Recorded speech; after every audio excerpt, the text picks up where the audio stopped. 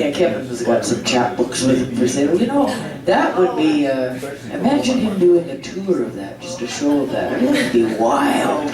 I loved it. Made me laugh, made me giggle, made me feel like a kid again.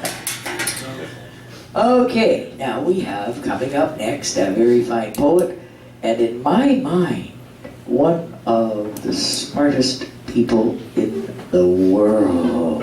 She hides her light under a bushel, but boy, when you start talking to her, you know, hey, this chick is smart. She's very, very smart, very, very talented. Carol Shillibeer, please come to the mic.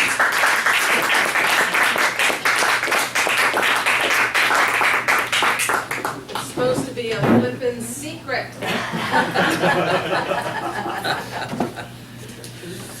Okay, so I have, well, I have many, but this one I'm going to read a poem about. It's an old poem. She's deaf. She was born with one eardrum and inner ear, and then at 2 she was very ill. She had kind of rare form of meningitis, and the medicine they gave her, she lost her hearing, so she became deaf, and it took 2 years for anybody to notice.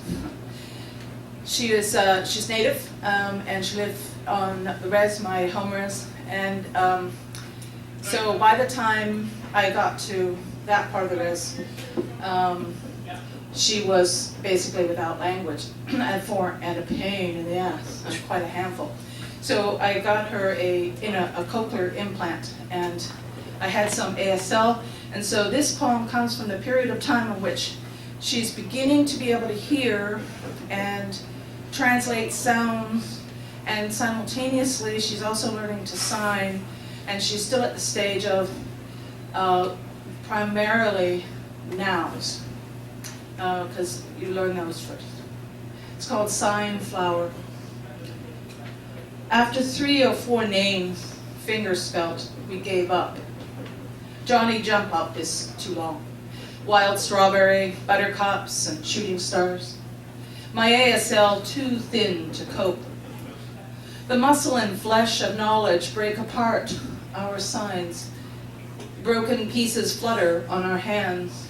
Like falling petals, I laugh and she 5, pulling me along the path from the longhouse to the dark forest beginning ponderosa edged by rose scrub, wants more.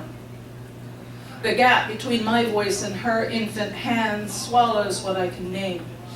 But her need for names spans the dark lacuna, and so I kneel, I point, and sign. Same, me. Once done, my hands return to simple tools, the words tumbling off fingers like brushed dirt after planting. I lay my face against the earth. Fingers sweep, yellow petaled, the shape of a flower's scent, rising. She plunges earthward after and nose to the pale skin of the dirt, to place where the root and stem meet. She reaches out, minuscules, petals sharp-edged, the filled counter, color and the deep smell of ancient lineage, a language of sorts, of smell and shape, echoed in my fingers, the curve of my hand, flower, the sign over my nose, and smell, I sign, me. She grins.